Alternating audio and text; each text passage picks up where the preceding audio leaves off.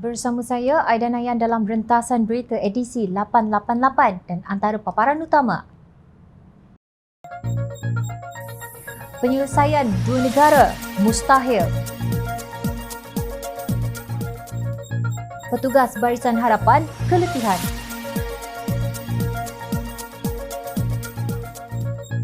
Kerajaan lembab bendung pandemik COVID-19. Rakyat mahu darurat ditamatkan.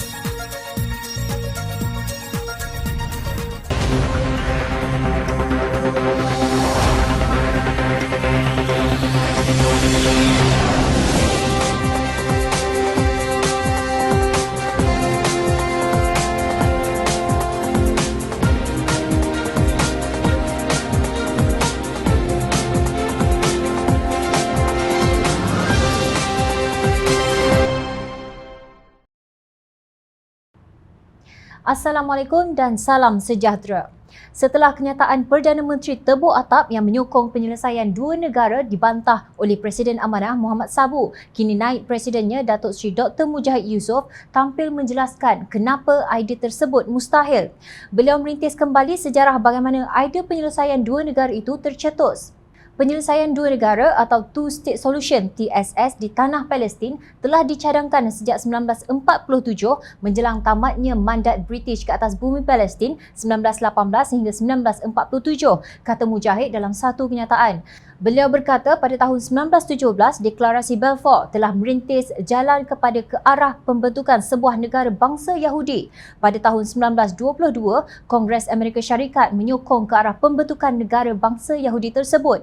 Solusi dua negara mula diperkenalkan oleh PBB pada November 1947 melalui pembahagian 54% Palestin kepada pendatang Yahudi yang membentuk 31.7% penduduk dan secara rasminya memiliki hanya 6.5% dari pemilikan tanah. Penduduk asal Palestin menolak sekerasnya cadangan ini sehingga membawa kepada perang Palestin dan militan Zionis. Keganasan Zionis terserlah melalui militan Irgun dan Stern yang menjelang 1948 sehingga 1949 telah menguasai secara ganas 77% bumi Palestin dan membunuh 13,000 orang awam, merosakkan 400 kampung Palestin dan mengusir hampir 700,000 keluar dari kampung halaman mereka. Pembentukan negara Israel pada 14 Mei 1948 adalah di atas pembunuhan, penghapusan etnik dan keganasan. Semua resolusi PBB dalam melaksanakan solusi dua negara TSS sebenarnya hanyalah alasan untuk Israel mengganas, membunuh dan mengusir penduduk Palestin melalui dasar apartheidnya. Jelaslah ia sebuah negara haram, tegas Mujahid. Bekas Menteri Hal Ehwal Agama itu menjelaskan penjajahan sepenuhnya Israel ke atas 23% baki bumi Palestin berlaku pasca Perang 1967. Berdasarkan statistik 2017, tebing barat adalah kawasan Palestin yang dijajah di mana 800,000 pendatang ditempatkan menguasai 42% kawasan termasuk timur Jerusalem. Beliau mengecam dasar Israel yang mengagihkan kawasan subur dan kemudahan infra kepada penduduk Yahudi, manakala penduduk Palestin dinafikan keperluan mereka. Indikator TSS dari dasar Israel ini tidak menjaminkan masa depan yang cerah untuk rakyat Palestin.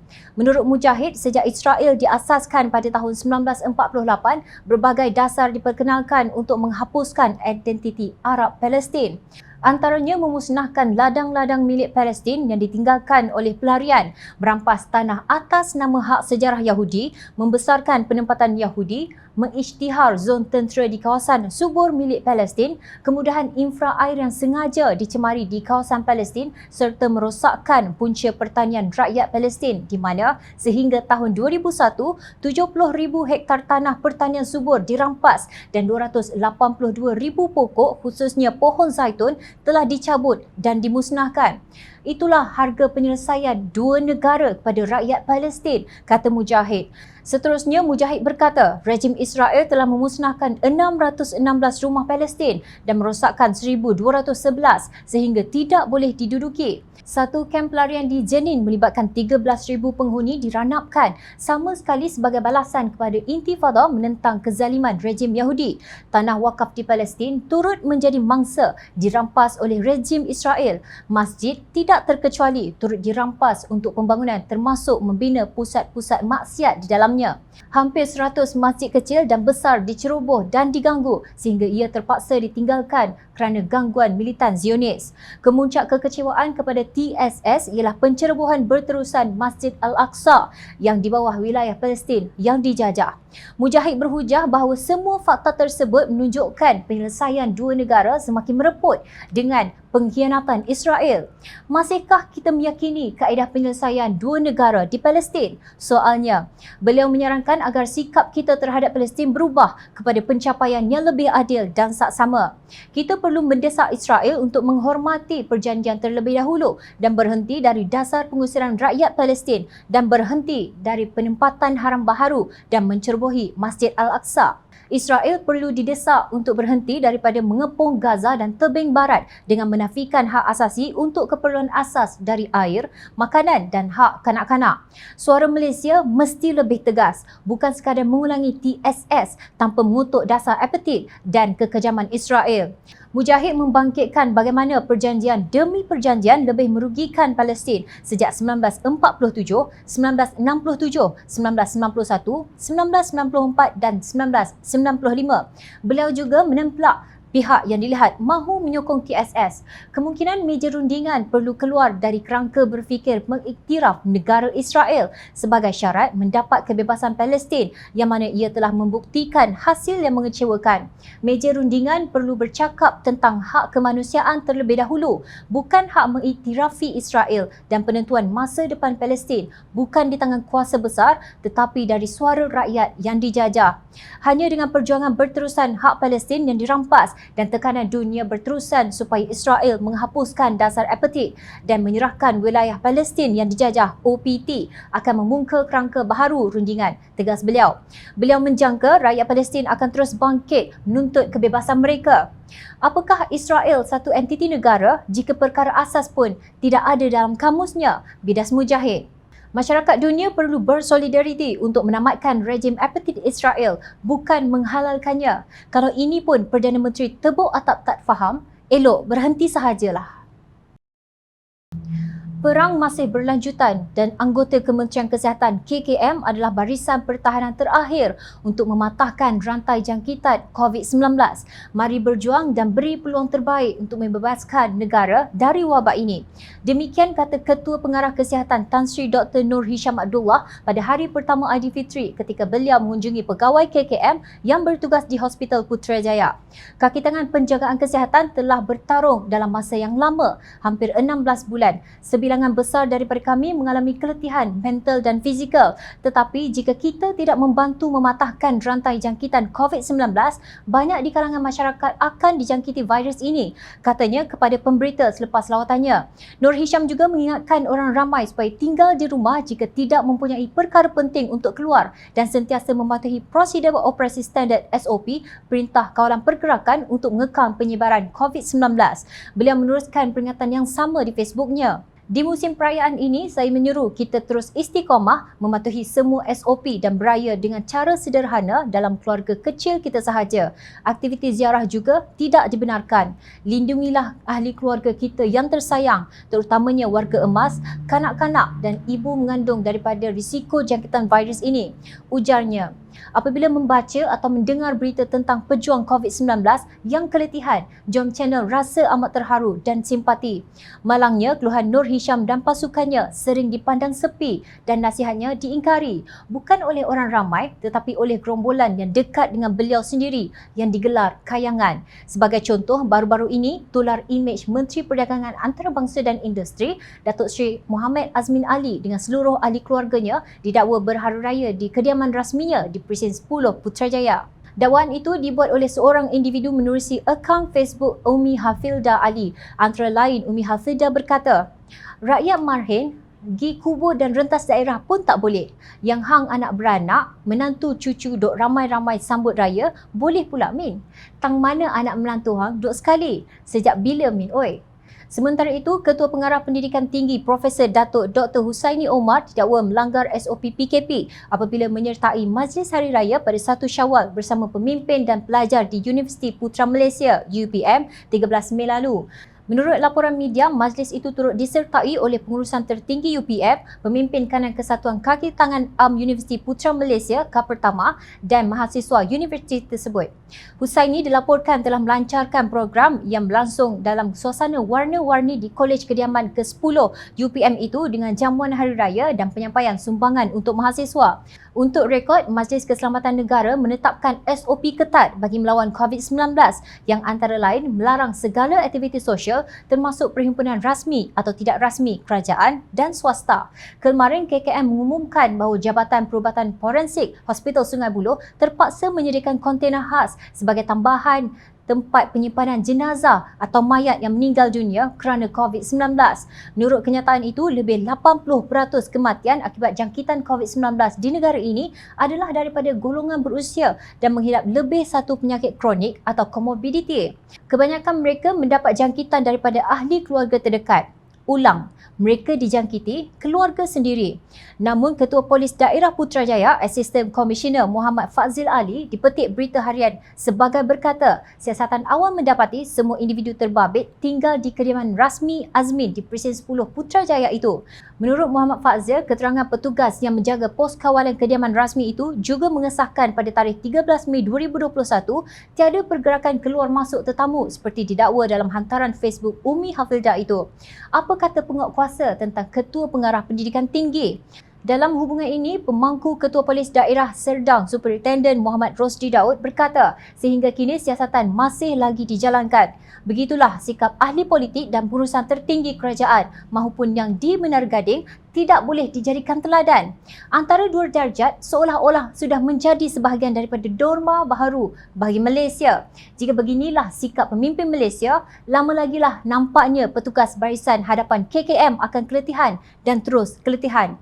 Apapun, anda percayakah semua ahli keluarga Azmin tinggal bersamanya di kediaman rasmi kerajaan di Putrajaya?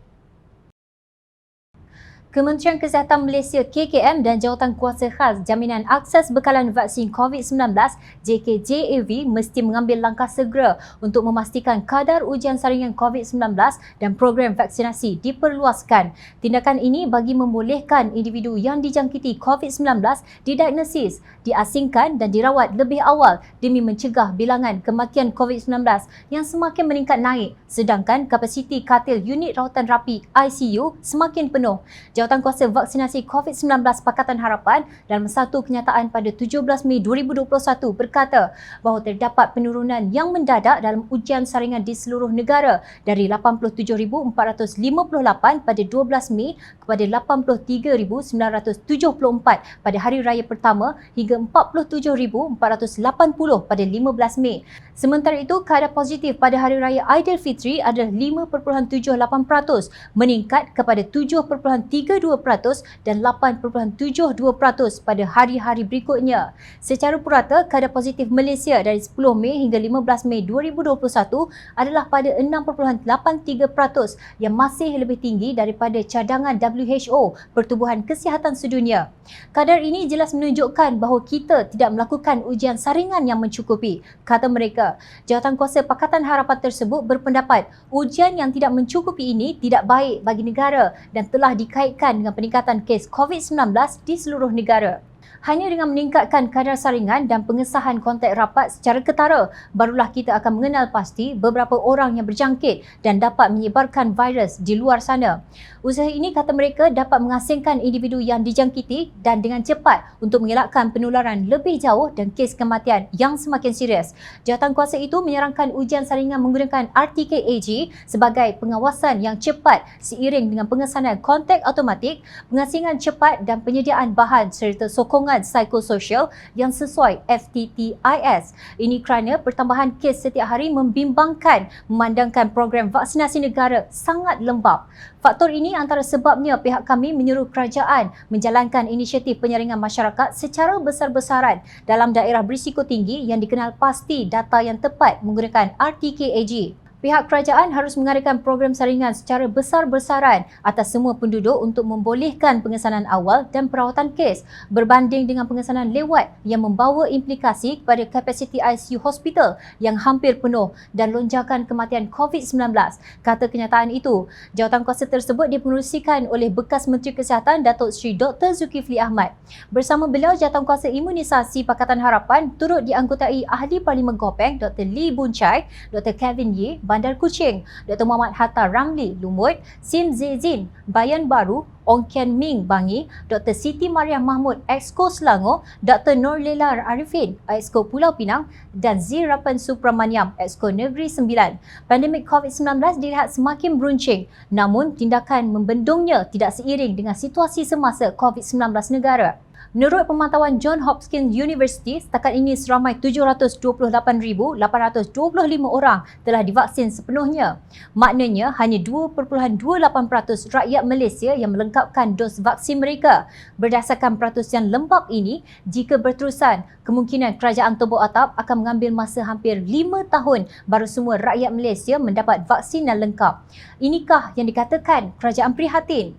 Jangan salahkan rakyat jika menyangka Perikatan Nasional sengaja melambatkan usaha memerangi pandemik COVID-19 ini kerana mahu memanjangkan jangka hayatnya sebagai kerajaan minoriti.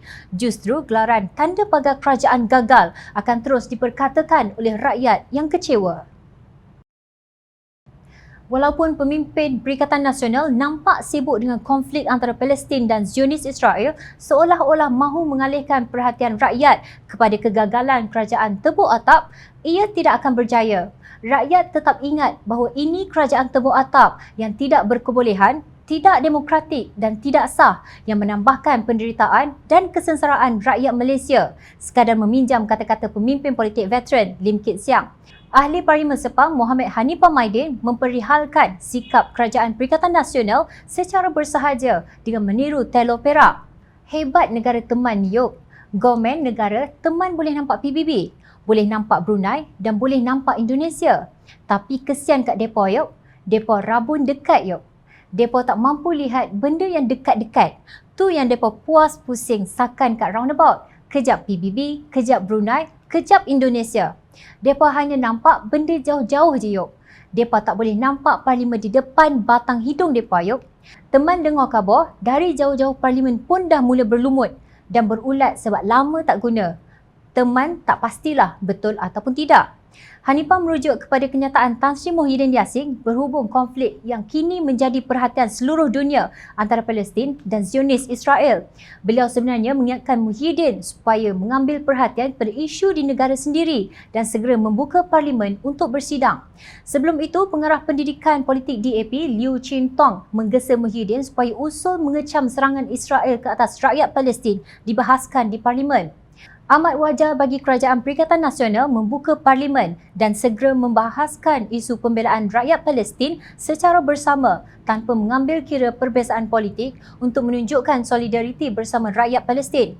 Dengan pembukaan semula parlimen, menurutnya ia akan merintis jalan untuk membincangkan isu-isu besar dan penting di dalam negara kita, khususnya ketika dunia dilanda pandemik COVID-19.